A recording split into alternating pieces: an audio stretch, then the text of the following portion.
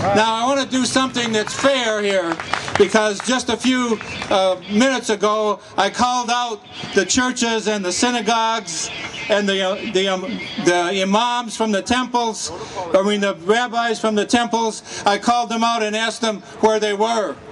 Well, there is a leader in the Baptist Council who is here with Reverend Jackson, who I want to introduce. He is David Bullock. He's a member of Greater St. Matthews. He's the issue chairman of the council, and I want him to say a word about this issue and about the Reverend Jesse Jackson. Reverend Bullock, please come. Help me greet him. We can't call out people and when they come, not greet them. Let's give this fine pastor a round of applause. Come on, make some noise. The people's pastor, come on, make some noise.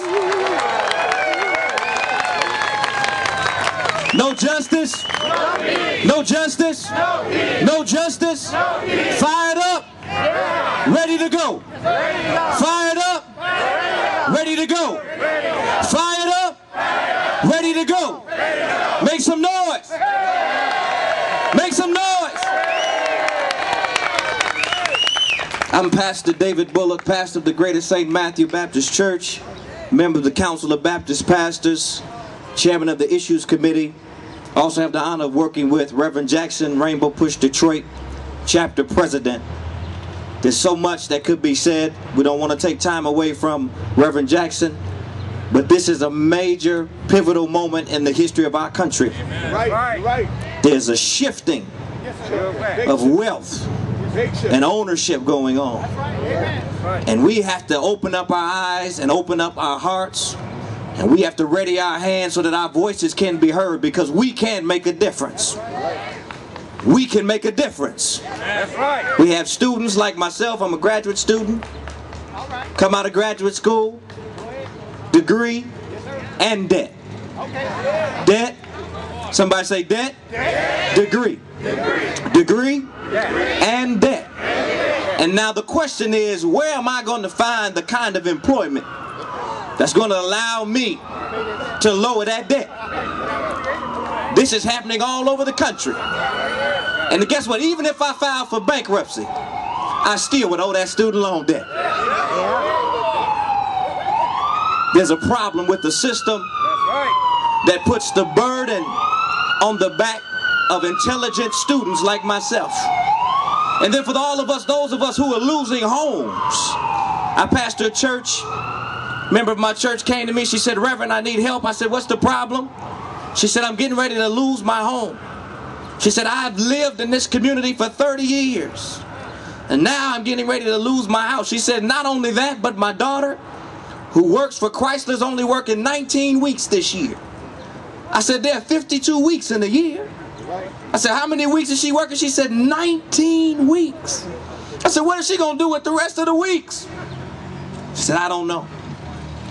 This is a pivotal moment where we cannot sit and be silent. We cannot be afraid of corporate power.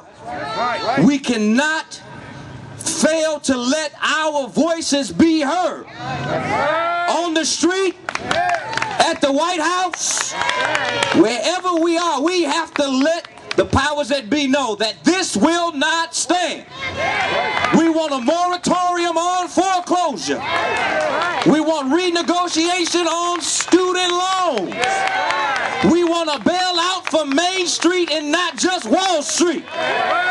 And I'm happy to introduce the man. You know, I don't want to get preachy, but God always works through a few. He said it was going to rain. Nobody believed it but one man. And that one man had sense enough to build an ark for the family. There was one man in Egypt. Famine was coming. One man stored up the grain so that the entire then known world could come to Egypt and receive sustenance. God always works through a few. I think Shadrach, Meshach, and Abednego were the only three that even when the music played, the dulcimer, the harp, and the statue was unveiled by King Nebuchadnezzar, only three did not bow. There was one who said, "I will pray 3 times a day, even if the powers that be say I cannot. I will still fight for religious freedom. And he was still alive the next day after going in the lion's den.